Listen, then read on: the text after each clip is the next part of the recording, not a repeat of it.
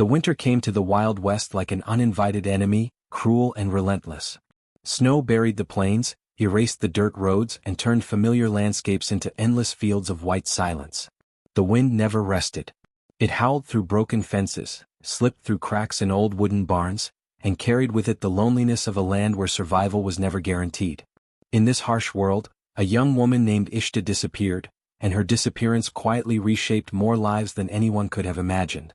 Ishta was 23 years old, a native woman with long black hair and deep, expressive eyes that reflected both strength and suffering. She had grown up learning to stay quiet, to obey and to endure. Her mother had died when she was still young, and after that her life slowly lost any sense of warmth.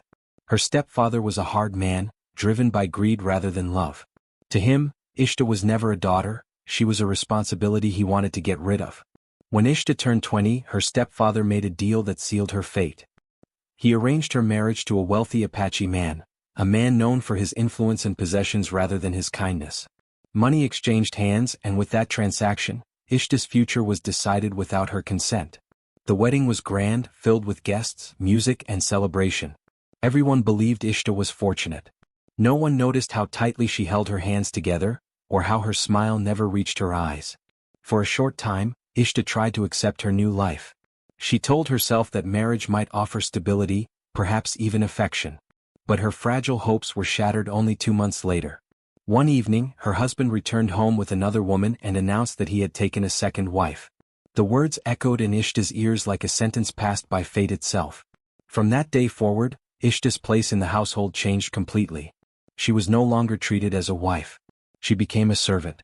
Her husband made it clear that her role was to obey, work, and remain silent.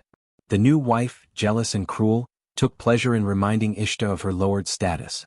She ordered her around, insulted her constantly, and punished her for even the smallest mistake.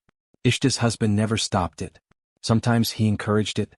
Days turned into months of quiet suffering. Ishta woke before sunrise to begin her chores and worked until her body ached and her hands trembled with exhaustion. At night, she lay alone, staring into darkness, wondering how her life had slipped so far beyond her control. She felt invisible, trapped, and forgotten. The breaking point came on a night colder than most. After being humiliated and beaten once again, Ishta looked at herself in a cracked reflection and barely recognized the woman staring back. Her eyes were empty, her spirit crushed. In that moment she understood something clearly for the first time. If she stayed, she would slowly die, not just in body but in soul. That night, while the household slept, Ishta wrapped herself in a thin shawl and slipped out into the darkness. The cold struck her immediately, biting into her skin, but she did not turn back. Fear followed her with every step, but hope, small and trembling, pushed her forward. She ran until her lungs burned and her legs felt numb. For 4 days, Ishta wandered through the frozen wilderness. She crossed open plains where the wind threatened to knock her down and forests where shadows seemed to watch her every move. She survived on melted snow and whatever roots she could find beneath the ice. At night, she slept curled against trees or rocks, shivering, afraid to close her eyes for too long. The thought of being found haunted her constantly. By the 4th day, her strength was gone. Her steps slowed, her vision blurred, and her body shook uncontrollably. As darkness approached, she stumbled upon an old, abandoned barn standing alone against the white horizon. The door creaked as she pushed it open. Inside, the air smelled of dust and old hay. She collapsed onto the ground, too weak to move, and slipped into unconsciousness as the cold wrapped around her like a final embrace.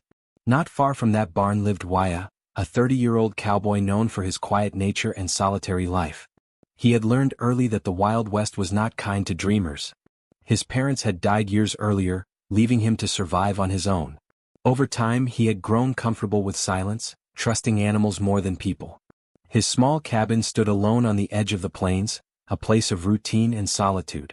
That morning, Waya rode out to check the old barn on his land, worried that the heavy snowfall might have caused damage. When he pushed the door open, cold air rushed past him.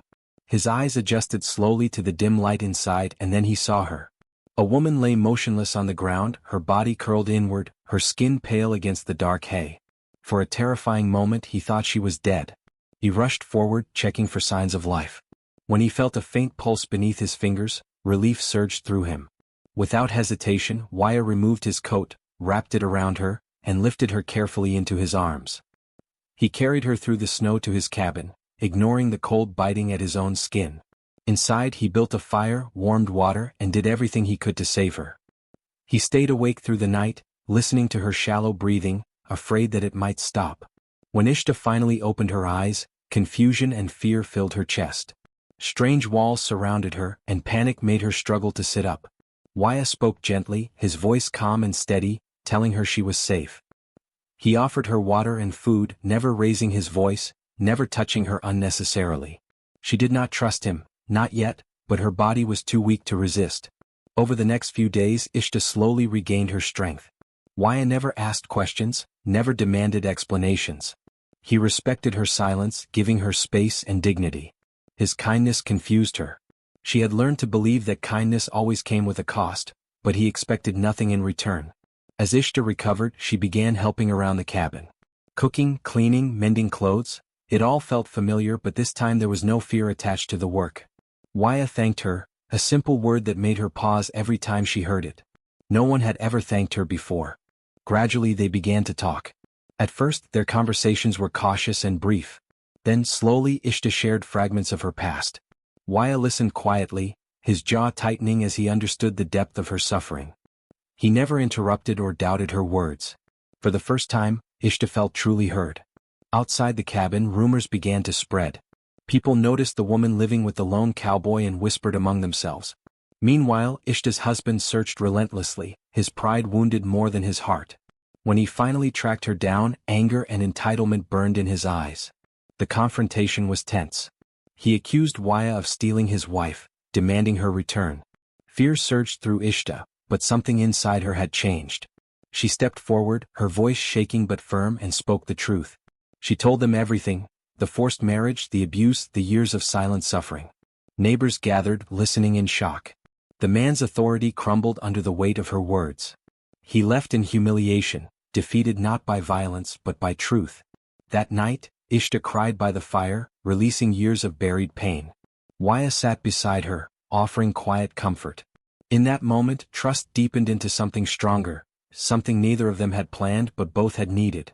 As winter slowly gave way to spring, the land softened, and so did their hearts. Their bond grew gently, built on respect, understanding, and shared healing. Waya never rushed her, never pressured her. When he finally asked her to choose him freely, Ishta said yes, not out of fear or dependence but out of love. They married simply, under the open sky, with the plains stretching endlessly around them. In each other they found not just love but home, freedom, and peace. In the wild and unforgiving West, two broken souls found a future shaped not by pain, but by choice, and that made all the difference.